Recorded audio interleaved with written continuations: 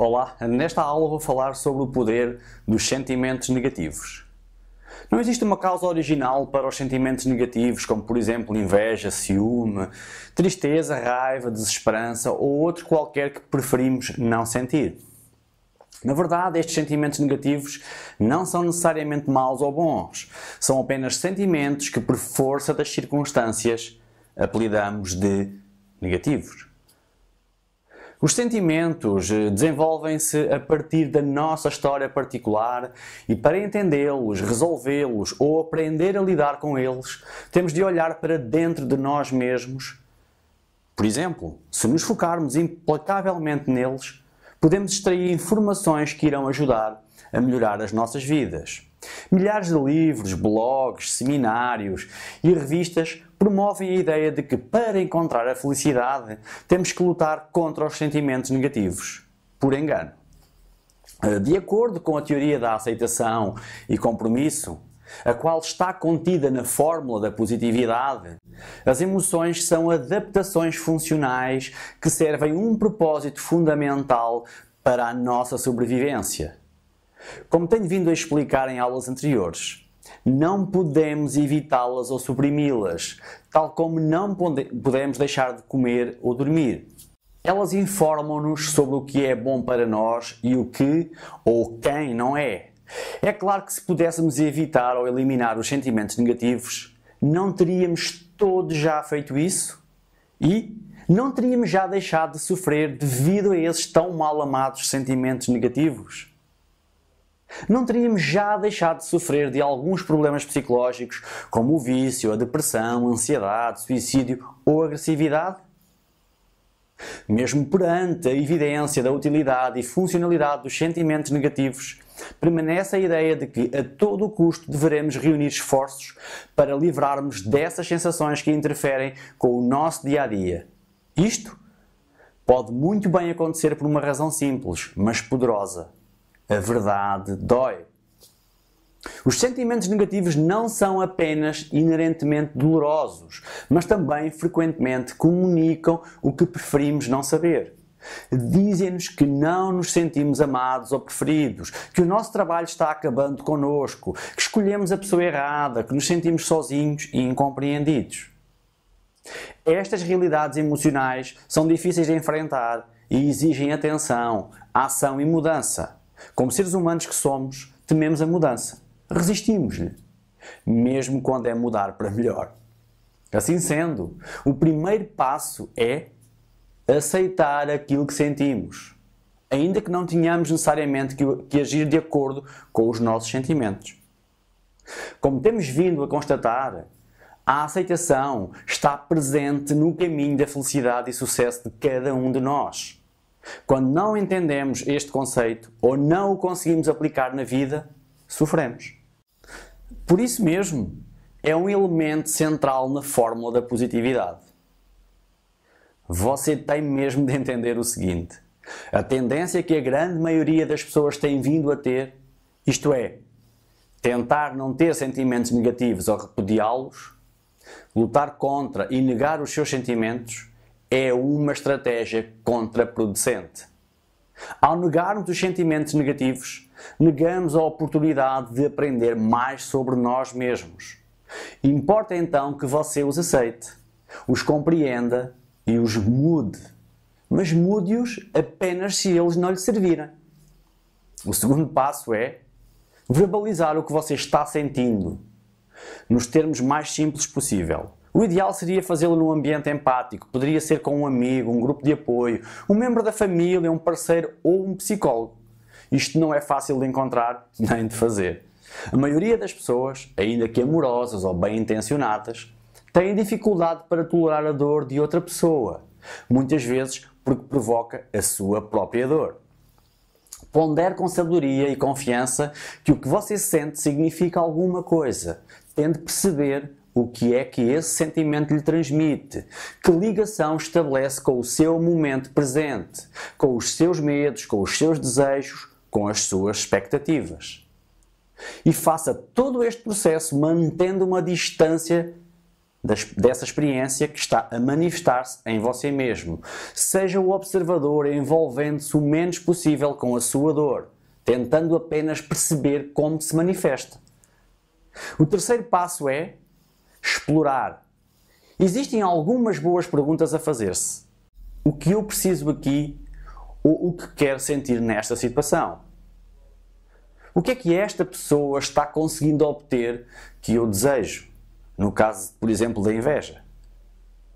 O que posso fazer para obtê-lo e quem ou o que é que pode ser um obstáculo para mim? A resposta é frequentemente muito simples. Muitas pessoas descobrem que precisam de mais atenção.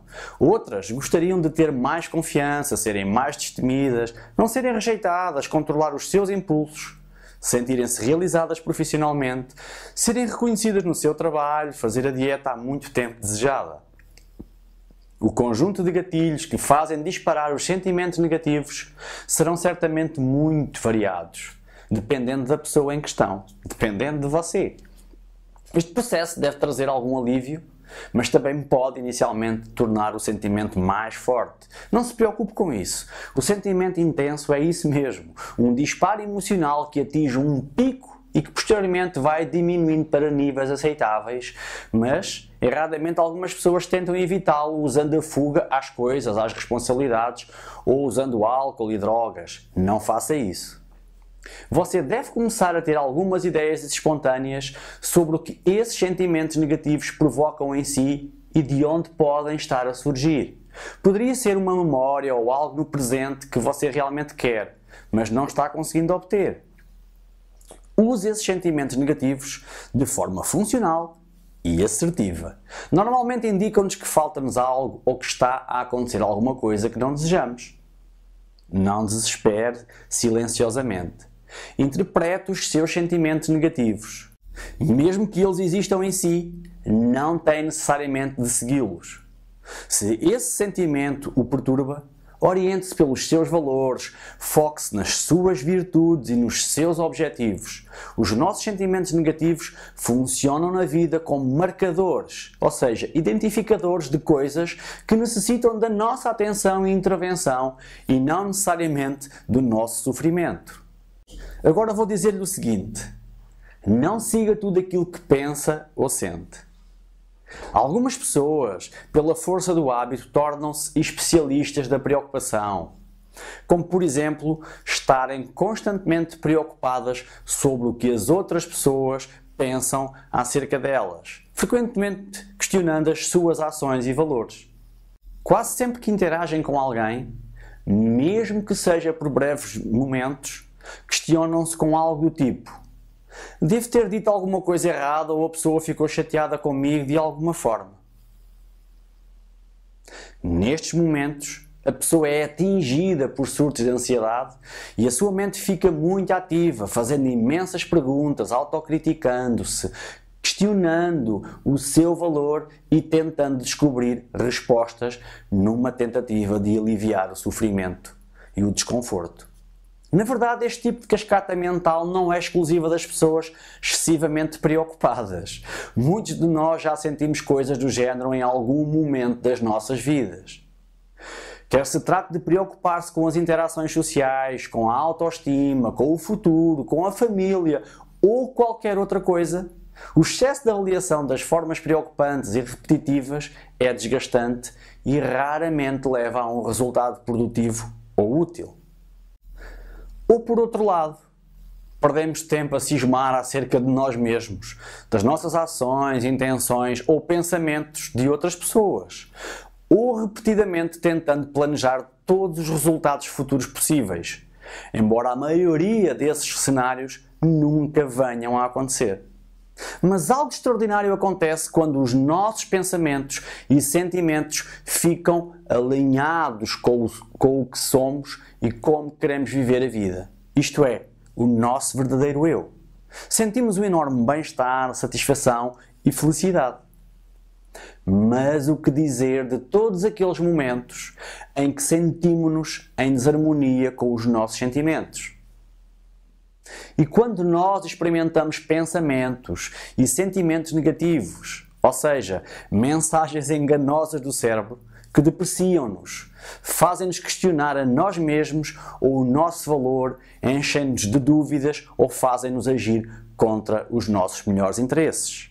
Ou mais grave ainda, se deixarmos que essas mensagens falsas, ou seja, distorções do pensamento, passem a ser válidas, passem a ser afirmações verdadeiras sobre nós e quem somos. E se deixamos que esses pensamentos e sentimentos negativos nos definam e ditem as nossas ações? Estas mensagens erradas e insidiosas podem condicionar-nos e levar-nos a agir de várias formas autodestrutivas que levam-nos a sentir arrependimento, sentimento de culpa, tristeza, ansiedade ou desespero. Agimos por reação, ao invés de respondermos de forma construtiva nas maneiras que são benéficas para nós. Por tudo o que descrevi anteriormente, deixo a seguinte mensagem: não acredite em tudo aquilo que você pensa ou sente. Um dos maiores desafios para mim, principalmente em consulta clínica, é fazer perceber às pessoas que nós não somos o nosso cérebro, tal como não somos aquilo que pensamos ou sentimos. É que muitas vezes levamos em consideração e tomamos para nós como verdades absolutas os pensamentos e sentimentos que emergem do nosso cérebro, como por exemplo, impulsos, sensações emocionais, desejos, angústias. Se estivermos nesse tipo de registro mental, normalmente na forma de distorções do pensamento, podemos passar por momentos em que realmente achamos que não somos merecedores de amor, atenção, carinho, bondade de outras pessoas ou compaixão por nós mesmos. Isto acontece porque em algum momento no passado agimos de acordo com as mensagens enganosas do cérebro e fundimos-las à nossa identidade, personalidade, ao nosso eu. E isto é gerador de problemas psicológicos que geram problemas pessoais. Mas como isto ocorre?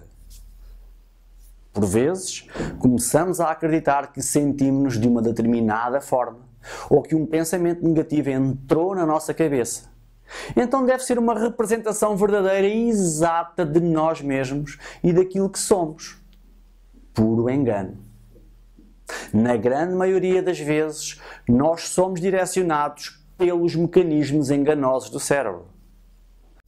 Para melhor percebermos o mecanismo por vezes enganoso do cérebro, vamos assumir que possuímos um centro de autorreferência. Uma parte específica do cérebro que pode levar-nos a filtrar as informações recebidas como tendo algo a ver connosco. Você poderia facilmente chamar esse mecanismo potencialmente inútil do cérebro de centro é tudo sobre mim.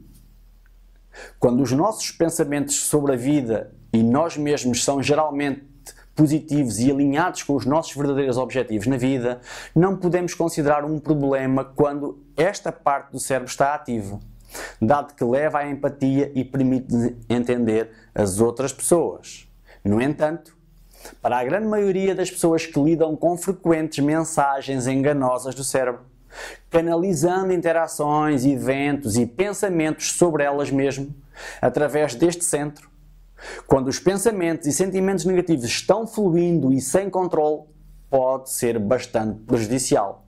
Ao invés de ajudar-nos a sintonizar-nos com as outras pessoas, com os nossos valores, desejos e expectativas, conduz-nos à angústia e não gostamos de nós mesmos e muitas vezes levando à ansiedade, depressão ou comportamentos não desejados. Isto é especialmente problemático quando uma determinada parte do cérebro começa a soar o alarme com base na forma como o centro de autorreferência filtra, deturpa a informação.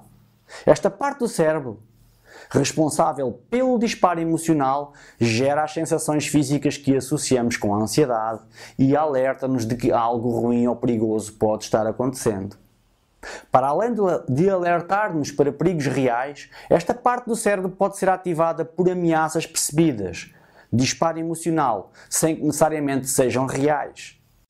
O sistema límbico responde quando estamos ansiosos, quando ignoramos os nossos verdadeiros sentimentos e necessidades. E, curiosamente, quando nós experimentamos os aspectos perturbadores da dor física e social.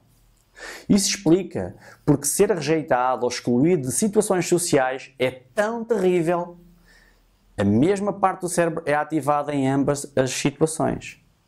Importa então que você se torne um expert em identificar as mensagens enganadoras do cérebro. É possível aprender a perceber algumas das mensagens enganadoras e perturbadoras do cérebro, para que isso possa servir como um marcador ou gatilho e a partir da sua identificação possamos lidar com elas e mudá-las. Como identificar as mensagens enganadoras do cérebro? Eu explico. Etapa 1. Você deve renomear. Se partirmos do princípio que algumas das preocupações não são reais, mas sim imaginadas, podendo nunca vir a acontecer, renomeie a questão considerando que os pensamentos negativos que está a ter devem ser uma reação obsessiva do seu cérebro e não propriamente à realidade. A técnica a utilizar é atribuir os respectivos nomes às distorções de pensamento. A dúvida, a generalização, a filtragem, o pensamento polarizado e assim por diante. Não personalize como sendo um defeito seu. A etapa 2 é reenquadrar.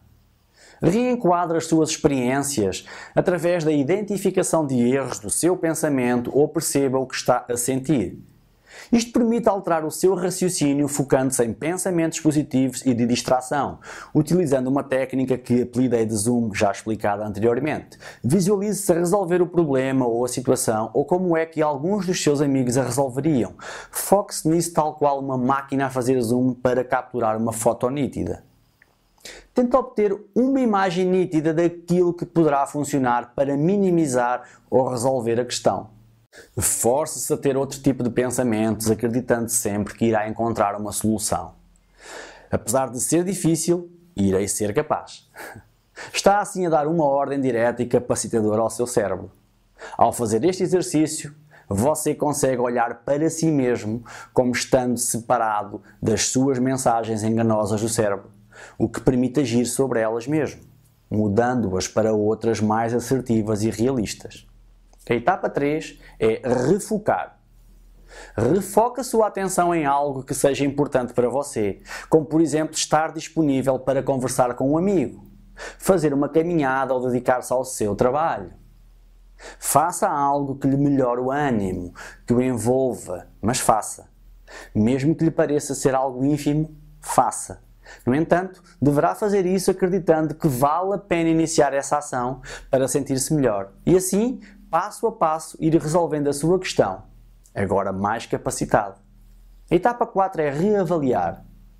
Se cumpriu as etapas antecedentes, ficou capacitado para perceber que as suas mensagens enganosas do cérebro e respectivas distorções de pensamento têm origem nos sentimentos negativos, como a dor social, dúvida, baixa autoestima, sentimento de culpa, entre outros.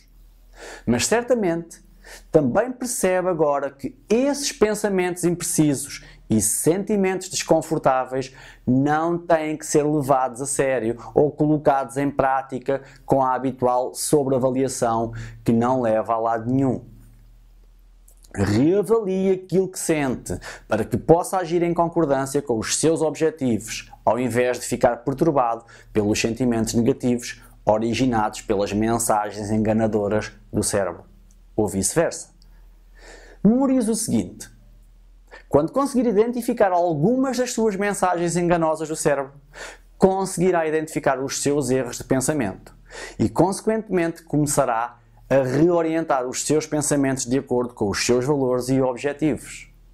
É só quando somos capazes de identificar e descartar a falta de lógica das mensagens enganadoras do cérebro e passamos a acreditar em nós mesmos que começamos a libertar-nos e a mudar os nossos comportamentos para que eles se alinhem com os nossos verdadeiros objetivos e valores na vida.